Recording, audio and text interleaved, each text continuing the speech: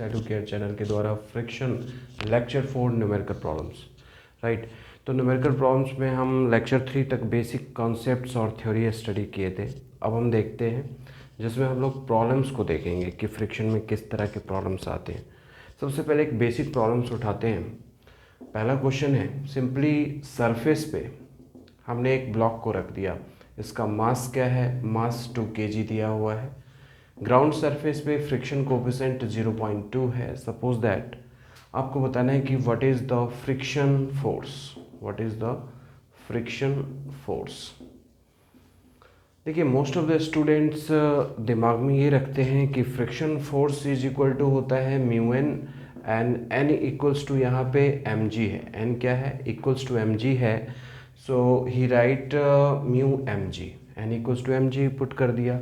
अब म्यू की वैल्यू है 0.2, मास की वैल्यू 2, जी की वैल्यू 10 अप्रॉक्स लेते हैं। So the answer would be 4 Newton. But ये रॉन्ग है, यानी जब आप कॉन्सेप्ट ये 4 न्यूटन अप्लाई करते हैं, 4 न्यूटन जब आप फ्रिक्शन फोर्स की वैल्यू कैलकुलेट करते हैं तो ये कॉन्सेप्ट रॉन्ग हो जाता है। इसकी वजह क्या है, इसकी वजह मैं आपको बताता हूँ। मैंने आपको लास्ट क्लास में डिस्कस किया था, लास्ट लेक्चर में डिस्कस किया था कि जो फ्रिक्शन फोर्स का जो मैग्नीट्यूड होता है ना, फ्रिक्शन फोर्स का जो मैग्नीट्यूड होता है किन चीज़ पर डिपेंड करता है, अप्लाइड फोर्स पर भी डिपेंड करता है। यदि फ्रिक्शन स्टैटिक है, फ्रिक्शन स्टैटिक का मतलब है block is not moving, block बिल्कुल ही मूव नहीं कर रहा है यहाँ से। यदि ब्लॉक मूव नहीं कर रहा है इसका मतलब क्या है कि स्टैटिक फ्रिक्शन फोर्स है। और स्टैटिक फ्रिक्शन फोर्स किसके अकॉर्डिंग होता है, सेल्फ एडजस्टमेंट होता है as per the applied force. यहाँ पे कोई अप्लाइड फोर्स आपको दिख रहा है कुछ भी नहीं दिख रहा है, कोई अप्लाइड फोर्स हमने नहीं किया है। डेफिनेटली इस केस में जो फ्रिक्शन फोर्स होगा ज़ीरो होगा। क्यों ज़ीरो होगा, क्योंकि अप्लाइड फोर्स यहाँ पे नहीं है। तो यहाँ से हम ये बात कर सकते हैं कि फ्रिक्शन फोर्स की वैल्यू क्या है, ज़ीरो है। सिचुएशन स्लाइटली चेंज करते हैं, इसमें चेंज करते हैं। सपोज दैट हमने 1 न्यूटन का अप्लाइड फोर्स अप्लाई किया है। यहाँ पे एक चीज़ ध्यान दीजिएगा कि ये जो अप्लाइड फोर्स है वो सरफेस के पैरेलल है, मतलब जिस सरफेस पे ये ब्लॉक मूव कर रहा है उसके क्या ये पैरेलल है। अब 1 न्यूटन का फोर्स अब अप्लाई करते हैं सरफेस के पैरेलल, तो फ्रिक्शन फोर्स की वैल्यू अब क्या हो जाएगा, पहला दूसरा एडजस्टमेंट होगा F इक्वल्स टू 1 न्यूटन। ऐसा क्यों, ये फ्रिक्शन की मैक्सिमम वैल्यू है। F is equal to mu N, this is the static maximum friction force, जिसको क्या बोलते हैं, लिमिटिंग फ्रिक्शन फोर्स बोलते हैं। तो यहाँ से F equals to mu N है, तो म्यू एम जी 4 न्यूटन आता है। फ्रिक्शन यहाँ पे 1 न्यूटन ही होगा। क्यों होगा 1 न्यूटन, आप देख सकते हैं क्यों होगा 1 न्यूटन, क्योंकि अप्लाइड फोर्स 1 न्यूटन है, तो फ्रिक्शन फोर्स भी क्या होगा 1 न्यूटन। सिमिलरली किसी स्टूडेंट ने कहा सर अप्लाइड फोर्स 2 न्यूटन होगा, तो फ्रिक्शन कितना होगा, अगेन एडजस्टमेंट होगा, फ्रिक्शन फोर्स होगा 2 न्यूटन। ठीक है, तो जैसे जैसे अप्लाइड फोर्स को आप चेंज करते जा रहे हैं फ्रिक्शन फोर्स भी क्या हो रहा है, चेंज होता जा रहा है। एक टाइम आएगा जब अप्लाइड फोर्स इस फ्रिक्शन के मैक्सिमम वैल्यू को एक्सीड करेगा। फ्रिक्शन फोर्स के मैक्सिमम वैल्यू को जब एक्सीड करेगा तो उस केस में क्या होगा, फ्रिक्शन ओवरकम नहीं कर पाएगा, अपोज नहीं कर पाएगा रिलेटिव मोशन को। Consequently the motion will occur, impending motion होने के बाद मोशन स्टार्ट हो जाएगा। मोशन स्टार्ट होने के बाद जो फ्रिक्शन हो जाएगा वो क्या होगा, काइनेटिक फ्रिक्शन फोर्स होगा। अपने को काइनेटिक फ्रिक्शन फोर्स पता है कि जो काइनेटिक फ्रिक्शन फोर्स होता है दैट इज म्यू के एन। फ्रिक्शन क्या होता है, म्यू के एन होता है काइनेटिक फ्रिक्शन फोर्स।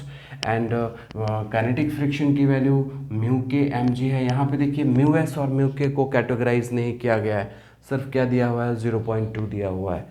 तो यहाँ से हम 0.2, मास दिया है 2, जी की वैल्यू 10, सो अप्रॉक्स 4 न्यूटन का भी हम काइनेटिक फ्रिक्शन फोर्स लेते हैं। यानी applied force, if applied force is greater than 4 Newton then the kinetic friction will occur and the value is slightly lesser than 4 Newton. Approximately इसको हम 4 न्यूटन लेके चल सकते हैं। तो यहाँ से आपसे एक्सेलरेशन पूछा जा सकता है, यहाँ से आपको किसी भी तरह का कोई भी प्रॉब्लम रिलेट करके पूछा जा सकता है। तो वेल डन, आपने पहला क्वेश्चन सॉल्व कर दिया। अब हम दूसरे क्वेश्चन की तरफ आते हैं।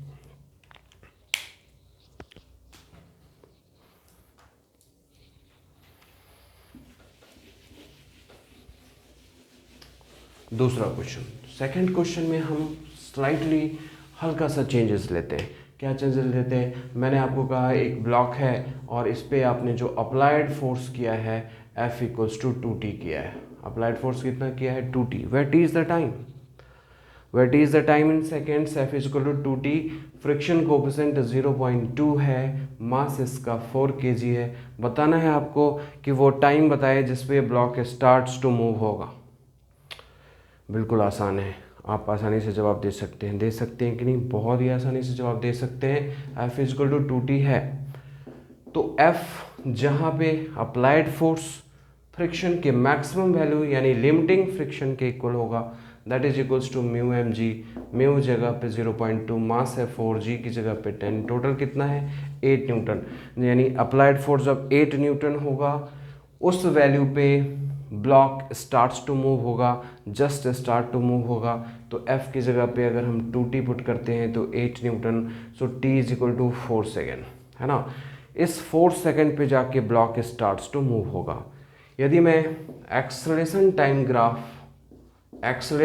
टाइम ग्राफ प्लॉट करते हैं इस ब्लॉक का तो क्या होगा? T इक्वल टू 0 पे अप्लाइड फोर्स है 0, फ्रिक्शन भी 0 है, एक्सेलरेशन भी 0 है। क्यों? क्योंकि ब्लॉक स्टेशनरी है, ब्लॉक मूव नहीं कर रहा है। धीरे धीरे क्या होगा? धीरे धीरे होगा कि हम जैसे जैसे टाइम इंक्रीज करता जाएगा वैसे वैसे अप्लाइड फोर्स यहाँ पे इंक्रीज करता जाएगा। अप्लाइड फोर्स इंक्रीज करेगा तो एक वैल्यू आएगा किस टाइम पे? 4 सेकेंड्स पे जाके, जहाँ से इसका एक्सेलरेशन स्टार्ट होगा। एक्सेलरेशन 0 से स्टार्ट होगा and the graph will be linear direction. क्यों ग्राफ लीनियर क्यों हुआ? क्योंकि मैंने बताया कि F is equal to 2T है ना। F इज इक्वल टू क्या है? 2T है। और जब हमारे पास अप्लाइड फोर्स फ्रिक्शन को एक्सीड कर जाएगा तो काइनेटिक फ्रिक्शन होगा। काइनेटिक फ्रिक्शन होगा तो इसमें मोशन स्टार्ट होगा। मोशन इम्बैलेंस फोर्स के कारण होगा। इसका मतलब क्या होगा? एक्सेलरेशन होगा। तो हम क्या इसमें सोच सकते हैं कि जो एक्सेलरेशन होगा वो net force minus friction divided by mass. F यहाँ पे 2T है, -4, मास की वैल्यू कितनी है? 4 kg।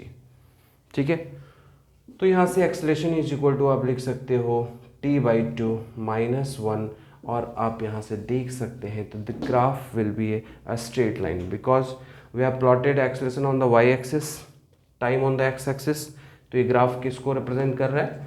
y is equal to mx+c को रिप्रेजेंट कर रहा है। तो इसका इंटरसेप्ट क्या होना चाहिए? नेगेटिव होना चाहिए। देखिए अगर मैं इसको बैक एक्सटेंड करता हूँ तो इसका इंटरसेप्ट क्या आ रहा है? नेगेटिव आ रहा है। ठीक है, छोटे छोटे लेक्चर्स के फॉर्म में मैं आपको डिलीवर कर रहा हूँ, जो कि बहुत ही लंबा वीडियोस आपके लिए बोरिंग हो सकता है। तो नेक्स्ट लेक्चर्स के अंदर मतलब इसी लेक्चर्स को कंटिन्यू रखते हुए हम नेक्स्ट प्रॉब्लम की तरफ कंटिन्यू करेंगे। सारे टाइप्स को हम कवर करेंगे, आपके लिए बहुत फ़ायदेमंद होगा। आप ज़रूर उसको देखते रहिए। हमारे यूट्यूब चैनल को सब्सक्राइब कीजिए और कंप्लीट ये फ्री एजुकेशन है। ठीक है, आप बेफिक्र रहें। कभी भी आपको डाउट्स की ज़रूरत हो, कभी भी आपको ऑनलाइन क्लासेस लेनी हो तो आप मुझे बताएं, मैं आपको हर तरह से हेल्प करूंगा। मेरा कॉन्टैक्ट नंबर आपको मिल जाएगा, अगर नहीं है तो आप लिख लें, ये नंबर है मेरा। इस नंबर पे मुझे आप कांटेक्ट कर सकते हैं एनी टाइम। मैं आपको डाउट्स बताऊंगा और जितने भी आपको नोट्स, मटेरियल, असाइनमेंट्स की रिक्वायरमेंट है मैं आपको प्रोवाइड करूंगा। ठीक है, तो well done and thank you so much for watching my channel and आपको जो कॉन्सेप्ट्स मैंने डिलीवर किया है उसका फ़ायदा उठाएं। ओके, जय हिंद।